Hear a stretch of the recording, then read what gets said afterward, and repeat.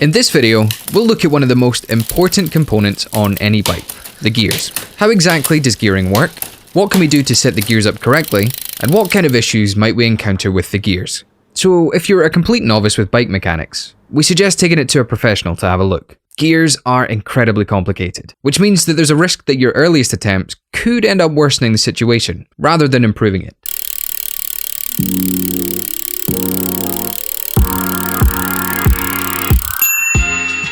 If you have access to a bike stand, then I'd recommend using it.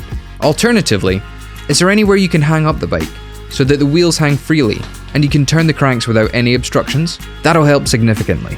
However, don't worry, if those options aren't feasible, we'll work around it to make sure your gears can be set up correctly.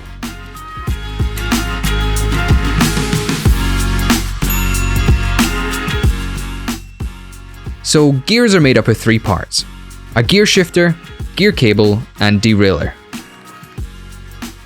When I twist the gear lever, the shifter cable pulls the derailleur to guide the chain into a bigger or smaller gear. The direction depends on which way I turn the gear shifter.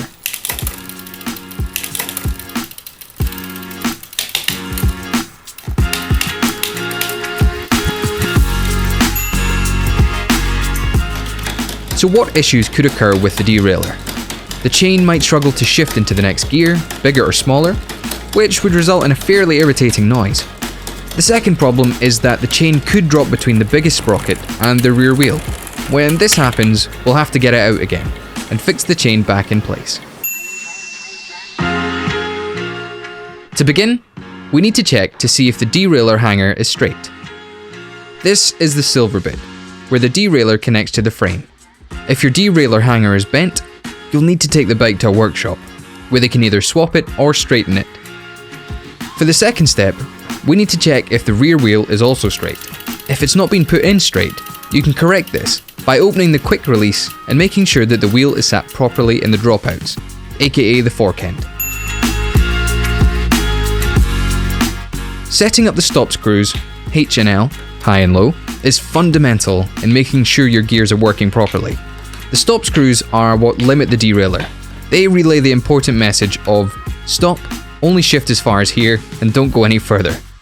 With the H stop screw, we're setting up the derailleur for the lowest sprocket.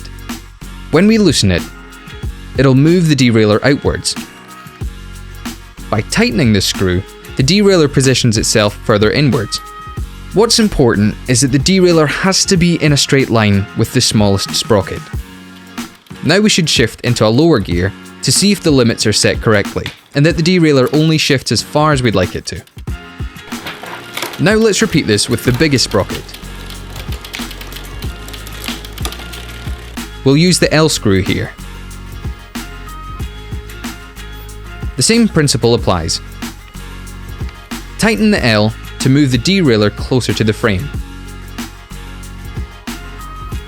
By loosening the screw, the derailleur moves outwards. Remember to make sure that the derailleur is in a straight line with the biggest sprocket.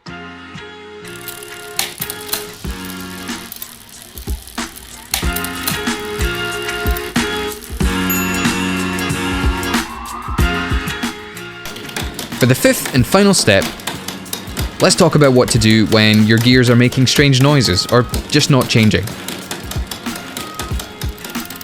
If you have an issue where your gears are struggling to shift down from a bigger to a smaller sprocket, we need to let off some cable tension. If you've got the opposite problem, when the gears won't shift from a smaller to a bigger sprocket, we'll need to increase the cable tension. It's really simple. To increase the cable tension, we loosen the adjustment screw on the gear shifter. To reduce the cable tension, we need to tighten the adjustment screw a little bit. It takes a bit of intuition. Have a go at turning the adjustment screw in small increments. After each go, just check to see if the gears are shifting better. When you're satisfied, go out and have a great ride.